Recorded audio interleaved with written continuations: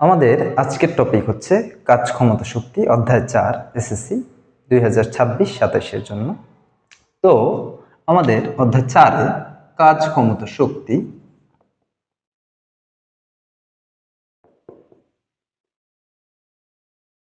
তিনটি ভিন্ন ভিন্ন টপিক রয়েছে। প্রথমে আমরা জেনে নিব কাজ কি। কাজ ইংরেজি হচ্ছে ওয়ার্ক, দ্যাটস ওয়াই এটাকে ডাব্লিউ দিয়ে প্রকাশ করা হয়। এবং কাজ হচ্ছে মূলত কোনো একটি বস্তুকে যদি বল প্রয়োগ করা হয়, তবে সেই বলের জন্য বস্তুটির যদি সরণ ঘটে, যতটুকু সরণ ঘটবে সেই বল এবং সরণের গুণফলকেই আমরা বলবো কাজ। তার মানে W=Fs। আমরা জানি অধ্যায় 3 থেকে বল F=ma। যদি সেটি পরন্ত বস্তু হয় তবে সেটি আমরা লিখতে পারি mg। এই কারণে আমরা কাজের আরো দুটি সূত্র লিখতে পারি। W=F এর পরিবর্তে আমরা লিখব ma এবং s, এবং যদি সেটি পরন্ত বস্তু হয় তখন সেটি হবে mgh। কিংবা কোনো বস্তুকে যদি আমরা উপরে উঠাই, যেমন কোনো মোটরের সাহায্যে আমরা পানিকে যদি উপরে উঠাই, তখনও আমরা ব্যবহার করতে পারি mgh। এমসিকিউ এর ক্ষেত্রে অনেক সময় বল এবং সরণের মধ্যবর্তী কোণের মান দেওয়া থাকে, তখন আমরা ব্যবহার করতে পারি W=Fs cos θ। এই সূত্রের সাহায্যে আমরা যদি তাদের মধ্যবর্তী কোণ থাকে তাহলে সেই এমসিকিউটিও সলভ করতে পারবো। কিন্তু মূলত সৃজনশীলে আমাদের ব্যবহার হচ্ছে Fs এবং mgh, এই দুটি সূত্র।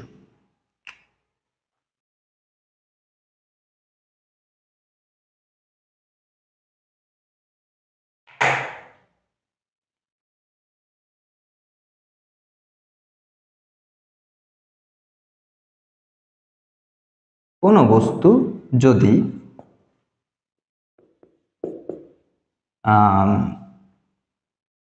20 মিটার উচ্চতায় ওঠানো হয় এবং এর ভর 2 কিলোগ্রাম হয়, তবে কাজ কত? এই ক্ষেত্রে আমরা দেখতে পাচ্ছি কি কি মান দেওয়া আছে।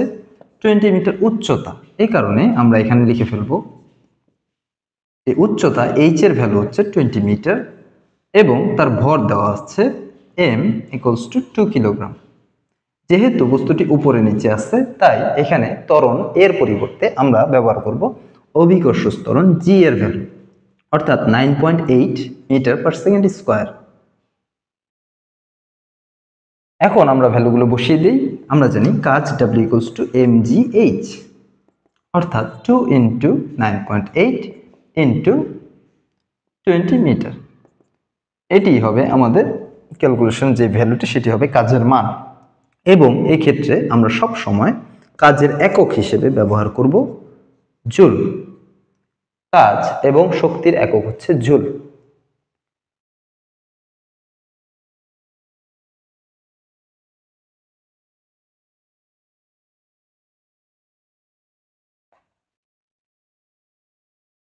কোনো বস্তুর উপর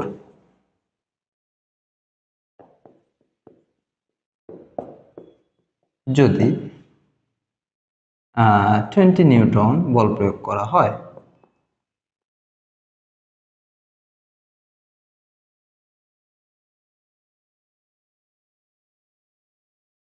আহ 50 মিটার সরণ ঘটে ভূমির সাথে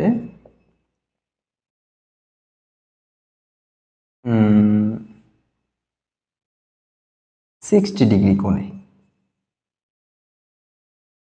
তবে কাজের মান কত?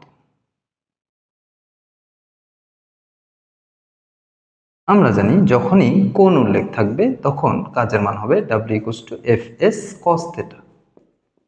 তো F এর ভ্যালু হচ্ছে এখানে 20 নিউটন, S এর ভ্যালু হচ্ছে 50 মিটার এবং cos ভ্যালুটি হবে 60 ডিগ্রি, থিটার মান হচ্ছে 60 ডিগ্রি। আমরা জানি cos 60 ডিগ্রির মান হচ্ছে হাফ। তো আমাদের ভ্যালু আসছে 500 জুল। ক্ষমতা, ক্ষমতা হচ্ছে একটি নির্দিষ্ট সময়ে কোনো বস্তু দ্বারা যতটুকু কাজ সম্পাদিত হবে তাকেই আমরা ক্ষমতা বলবো।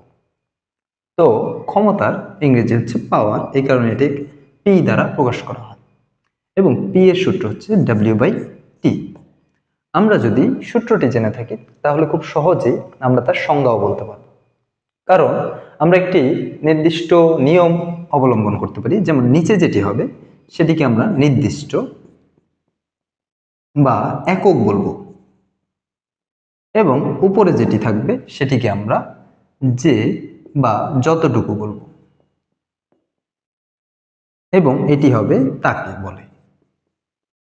অর্থাৎ নির্দিষ্ট সময়ে কোনো বস্তু যে বা যতটুকু কাজ করে তাকেই আমরা ক্ষমতা বলতে পারি।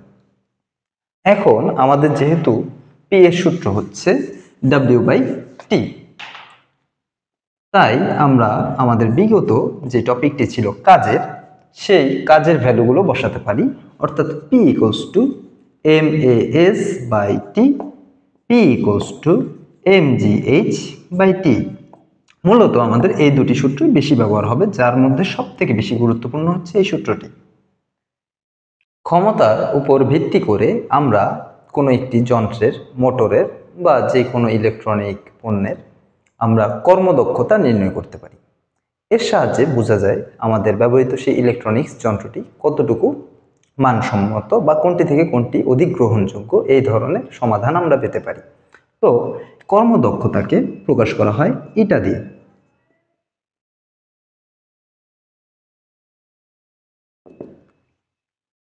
যা একটি অনুপাত। আমাদের কোনো যন্ত্রের, যেমন একটি বাল্ব যদি আমরা কিনি, সেটির গায়ে যদি লেখা থাকে যে এটি হচ্ছে 100 ওয়াটের একটি বাল্ব, কিন্তু আমরা কখনোই সেই সম্পূর্ণ 100 ওয়াট পরিমাণ আলো কখনোই পাবো না, কারণ এখান থেকে কিছু পরিমাণ আমাদের শক্তি ব্যয় হবে। এটির অপ্রয়োজনীয় দিক যেরকম হচ্ছে তাপ, বা একটি ফ্যানের ক্ষেত্রে দেখা যাচ্ছে শব্দ, তাপ, শব্দ ইত্যাদি অন্যান্য রূপের যে শক্তিগুলো আছে এগুলোর ক্ষেত্রে অপচয় হবে আমাদের কিছু শক্তি, যার ফলে আমরা কখনোই পূর্ণ পরিমাণ ক্ষমতা পাবো না। এই কারণে আমাদের অনুপাতটি হবে সব সময়, যেটি আমাদের বলে দেওয়া হবে সেটি হচ্ছে মোট প্রদত্ত ক্ষমতা।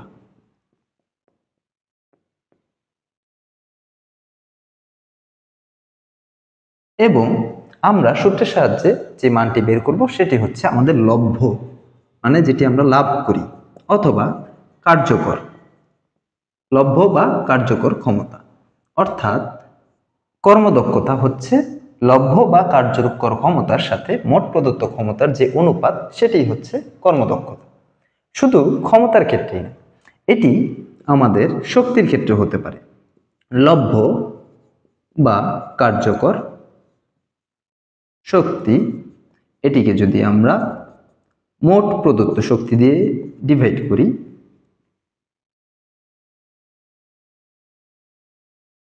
তবেও সেটি হচ্ছে কর্মদক্ষতার মান। কিন্তু আমরা সাধারণত ম্যাথ করার সময় এই কর্মদক্ষতার যেহেতু অনুপাত এবং এটির উপরে এবং নিচে একই ধরনের রাশি, তাই এদের কোনো একক পাওয়া যায় না। এই কারণে আমরা ম্যাথ করার সময় তাদেরকে পার্সেন্টেজে প্রকাশ করব, যার কারণে আমাদের 100% দিয়ে গুণ দিয়ে নিতে হবে। যদি কোনো একটি বস্তু, ধরি একটি মোটর যদি 30 মিটার উচ্চতায় 800 লিটার পানি 30 সেকেন্ডে উঠাতে পারে, তবে তার ক্ষমতা কত? তাহলে আমরা আমাদের ক্ষমতা সূত্রটি ব্যবহার করব, P = W/T। W equals to mgh by T. এখানে m এর ভ্যালু আছে 800 লিটার। আমরা জানি 1 লিটার বিশুদ্ধ পানির ভর হচ্ছে 1 কিলোগ্রাম। এই কারণে 800 লিটার পানির ভর হবে 800 কিলোগ্রাম। তার পরবর্তীতে আমরা জি এর ভ্যালুটা আমাদের মুখস্থ আছে 9.8 মিটার পার সেকেন্ড স্কোয়ার এবং উচ্চতা হচ্ছে এখানে 30 মিটার। আমাদের সময়ের মান বলা আছে 30 সেকেন্ড। তাহলে আমরা এই ভ্যালুগুলো বসিয়ে দিই 800 ইন্টু 9.8 ইন্টু 30 বাই 30। তো আমাদের মান আসতেছে 7840 ওয়াট। ক্ষমতার একক হচ্ছে ওয়াট। তো আমরা ডব্লিউ অথবা WA দ্বারা ওয়াটকে প্রকাশ করে থাকব। আমাদের এই যে ক্ষমতাটি আমরা পেয়েছি এটি মূলত হচ্ছে এর কার্যকর ক্ষমতা।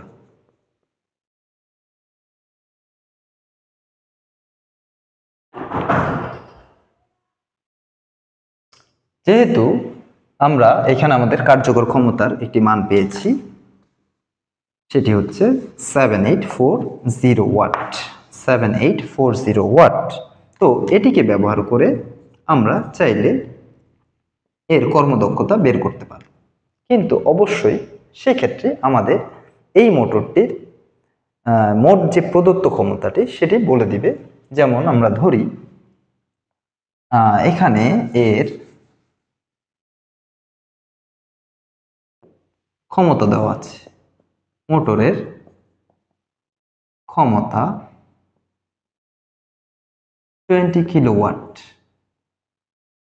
তাহলে আমাদের কোশ্চেনটি হবে কর্মদক্ষতা কত।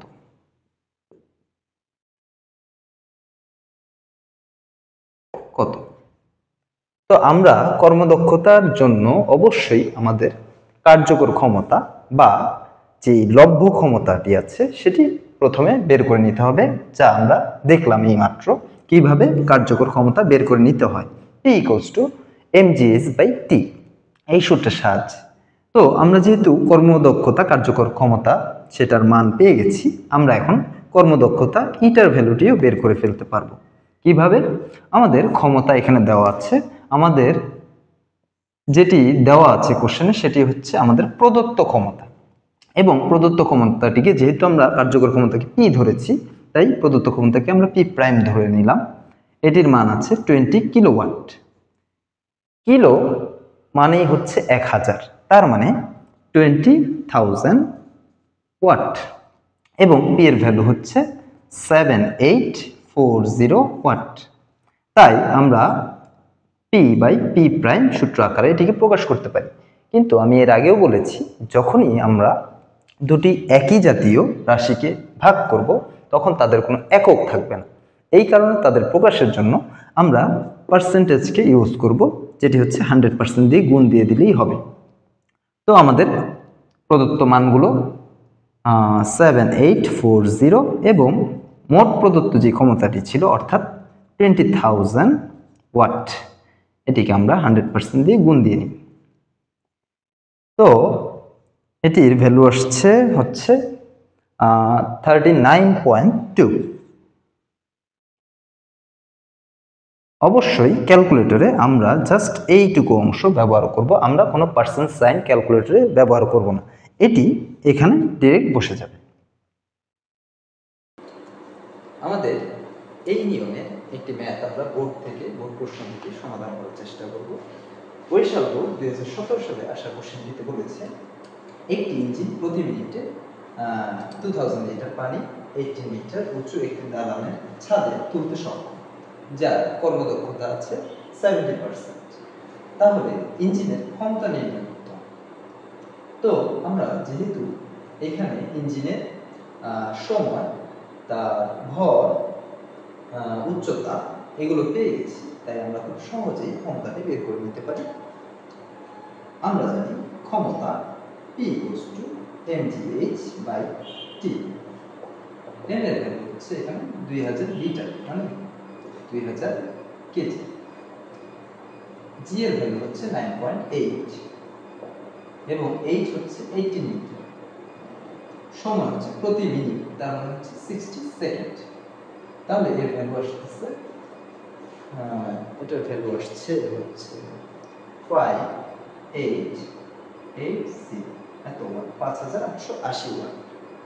এখন যেহেতু এখানে কর্মদক্ষতার মান আমাদের বলে দিয়েছে, তাই আমরা ইঞ্জিনটির যে প্রদত্ত ক্ষমতাটি সেটিও বের করে নিতে পারবো। আমরা জানি এটা equals to P by P prime. তো এখানে ইটার ভ্যালু আছে 70%। তো ইটার ভ্যালু যেহেতু 70%, এটিকে আমরা পার্সেন্ট মুক্ত করে নিব 100 দিয়ে ডিভাইড করে, তার মানে আসছে 0.7। সো 0.7, পি এর ভ্যালু হচ্ছে 5880, পি প্রাইমের ভ্যালুটি আমরা খুঁজে বের করব। আমরা সাইড চেঞ্জ করে নিই, পি প্রাইমের ভ্যালু হচ্ছে 5880 ডিভাইডেড বাই 0.7। তো এর মান আসছে 8400, মানে 8400 ওয়াট। এটি হচ্ছে আমাদের ইঞ্জিনের প্রদত্ত যে ক্ষমতা সেটির মান। তো এখানে আমরা ইঞ্জিনটির কার্যকর ক্ষমতা এবং প্রদত্ত ক্ষমতা দুটি মানই পেয়ে গেলাম। পরবর্তী ম্যাথে আমরা বের করে নিব যে যদি এর কর্মদক্ষতা 70% হয়, তাহলে পূর্বের তুলনায় সময় কতটুকু বেশি হবে। তো আমাদের যেহেতু প্রদত্ত ক্ষমতাটি আমরা পেয়ে গেছি, সেই ভ্যালুটি আমরা লিখে রাখি E prime equals to 8400 watt. এখন আমাদের এই পরবর্তী যে সমাধানটি সেটির ক্ষেত্রে ইটার ভ্যালু দেওয়া আছে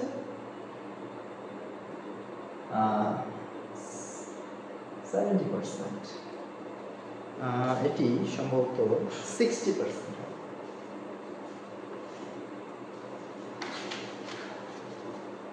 এটি 60%।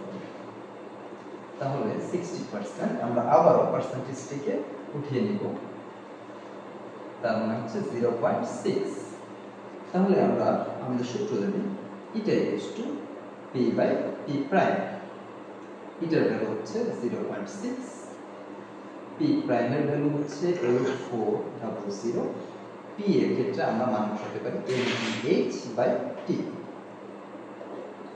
আমরা ক্রস গুণ করে নিই, 0.6 into 8400 equals to mgh by টি।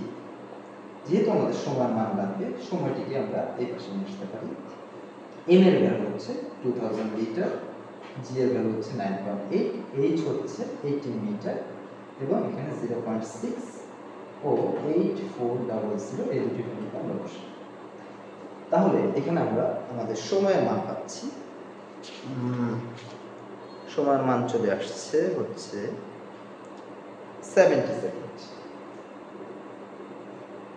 আমাদের পূর্ববর্তী যে মানটি ছিল সেটি হচ্ছে 1 মিনিট, মানে 60 সেকেন্ড। বাট এখন আমাদের সময়ের মান চলে এসেছে 70 সেকেন্ড। তাহলে আমরা সময়ের যে পরিবর্তন সেটি বের করতে পারি মাইনাস করে বা বিয়োগ করে।